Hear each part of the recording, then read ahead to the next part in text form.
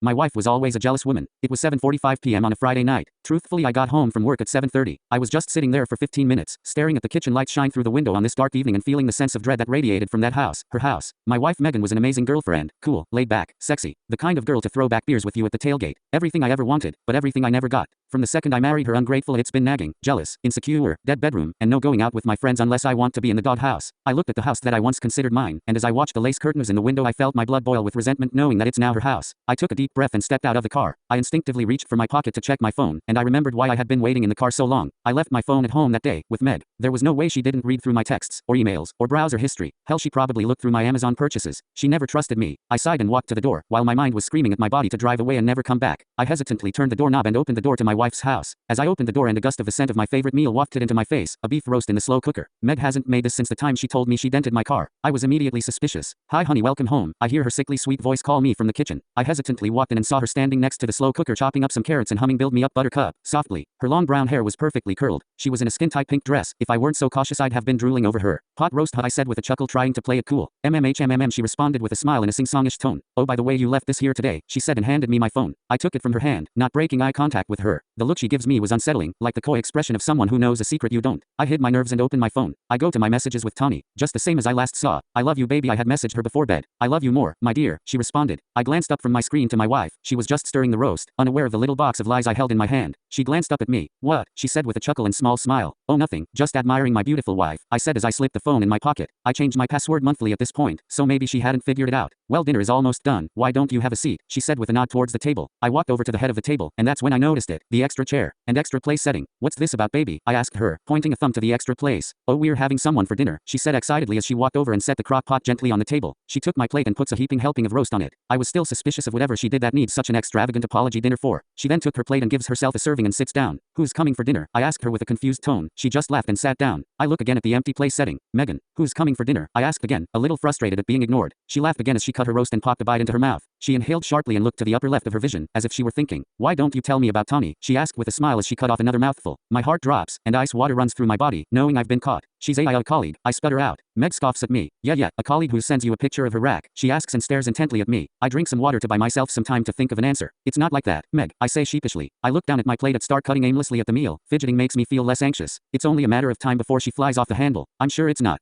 "She's cute, I can't blame you. A hot little blonde 22-year-old. I'm sure she has no dad since she's such a s. That's why you're willing to be her daddy." Yeah, she grills me as she punctures her roast with her fork and has another slice. The sound of her fork scraping her teeth were worse than nails on a chalkboard. I take a bite of my dinner as I mull over my next move. I chewed slowly to milk as much time as I can and come up with a way out of this. I begin the speech every person who's been in my situation tells. "Meg, listen, I'm sorry it didn't mean." "No," she cut me off as she stabs her fork into her roast and points at me. "No, you're not gonna do that. I'm not effing stupid. It wasn't an accident. You did it, and now you're gonna face what you did," she says to me. This statement catches me off guard. "Why? What do you mean?" I ask her, feeling like I'm finally getting to the bottom of her antics. "Tawny didn't know you're married, did she?" she asks me with an evil smile. "And no, she didn't," I say as I stare down at my place and slowly chew another mouthful. Anything to stall the shame of admitting what I did. Truthfully, I don't feel bad for lying to Meg. I feel bad for lying to Tawny. I know Meg would never let me leave, so I'm just leading that sweet girl on. "Yeah, I figured as much. Your birthday isn't a good phone password, you know," she says to me before taking a sip of her Merlot. It was so easy to text her and ask her if she wanted to have dinner with her sweet lover, Isaac, she says, still holding the glass to her lip and smiling. She isn't even looking at me, just looking off into the distance, like she's reviling in her genius plan to get me caught. "That's who's coming? Meg, come on. You're mad at me, not her. Why would you want to embarrass her like this?" I lied. "That doesn't make her a home wrecker," I said quickly as I stomped towards the window and look out it. Our street is pretty quiet, but she hasn't arrived yet and I can't see cars coming. I didn't want her to find out and have her leave me. Tawny is the last bit of love I have left in this pathetic existence I'm living. I don't want to lose her. I peered around the neighborhood as quickly as I could for any hint she arriving. "Isaac, sit down," she said sternly. "No, this is BS. I really can't effing believe you'd stoop this. Sit the F down," she yells as she thrusts the carving knife into the table. Not wanting to piss her off further, I oblige. "Here's how it's going to be. I don't want a divorce. We're going to be together forever like you promised me. Her getting cut loose is the only way. I'm not going to share my man. Not with a little like her," she says. "Okay, well, we can talk about this. But she's not effing coming here for dinner," I say as I pick up my phone and begin calling her number in hopes to come up with an excuse fast enough as to why she can't come home. Looking for another excuse to fidget, I hold my phone with my shoulder and begin cutting the meat for another bite. That's when I hear it. The muffled ringing coming from the drawer under the sink. "What the F? Was she already here, Meg?" I ask. Meg starts laughing to herself. I open the drawer to see Tawny's phone, and the ring I got her for our Valentine's date, one of her birthstone earrings, and worst of all, a little clump of wheat-colored hair, tied up in a black ribbon. I looked at my wife, seething with rage and hatred. "Meg, what the F did you do?" I ask her. She gets up and puts a firm and painful grip to the back of my neck and quickly guides me to the table. She sharply lurches my upper body forward till I'm parallel with the table hovering over crock pot.